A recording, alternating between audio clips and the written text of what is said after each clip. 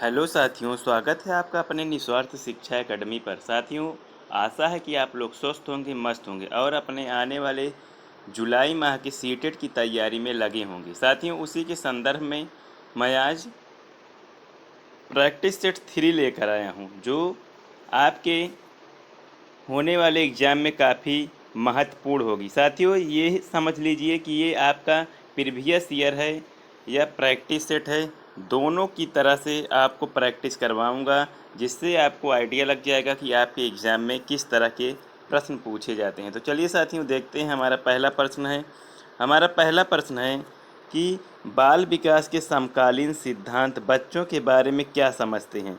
तो आपको बता दें, यहाँ पे हमारा राइट आंसर हो जाएगा ऑप्शन बी। ऑप्शन बी की बात करें तो यहाँ कह रहा है कि बच्चे सक्रिय उद्देश्यपूर्ण प्राणी हैं जिनकी अपने खुद के विकास में महत्वपूर्ण भूमिका होती है।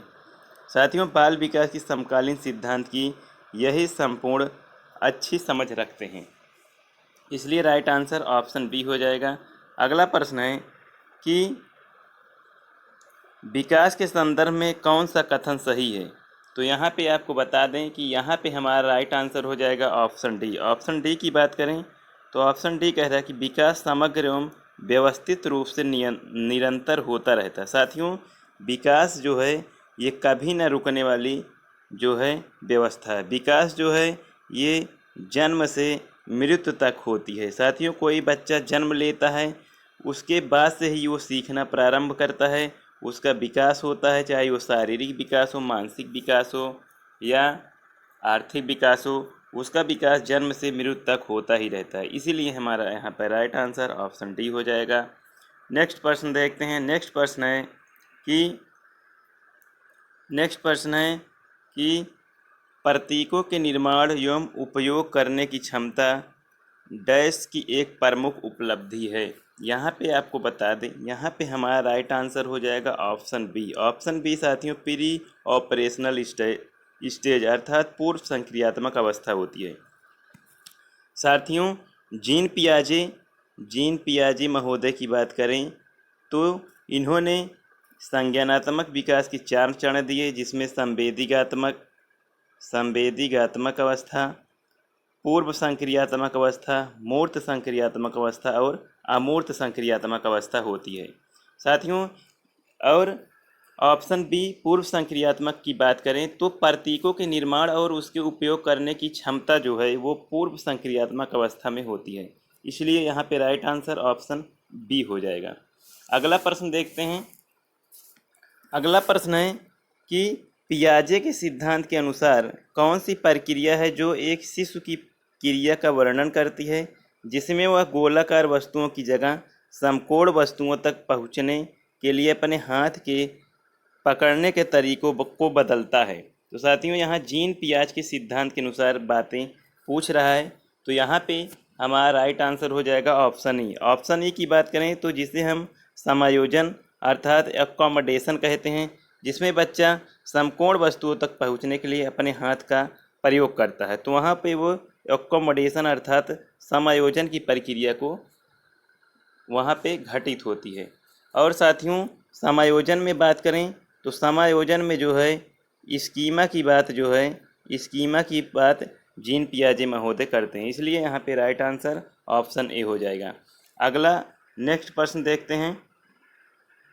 नेक्स्ट प्रश्न है कि लॉरेंस कोहल वर्ग के अनुसार किस स्तर पर व्यक्तिगत आवश्यकताओं की संतुष्टि नैतिक चयन का निर्धारित करती है। साथियों, यहाँ पे पूछ रहा है कि लॉरेंस कोहल वर्ग का जो नैतिक सिद्धांत है वो व्यक्तिगत अवस्थाओं की संतुष्टि में नैतिक चयन का निर्धारित करता है। इस प्रश्न का हल करने से पहले आपको बता दें कि लॉरेंस कोहल वर्ग ने जो नैतिक विकास के चरण दिए उसमें इन्होंने नैतिक विकास के 3 स्तर और उस 3 स्तर के 6 चरण जो है इन्होंने प्रतिपादित किए।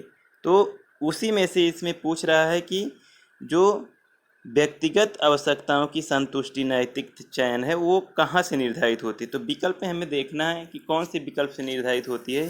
तो यहाँ पे बता देंगे कि विनिमय उद्देश्य अभिविन्यास से जो है ये निर्धारित करती है, इसलिए यहाँ पे राइट आंसर हमारा ऑप्शन ए हो जाएगा।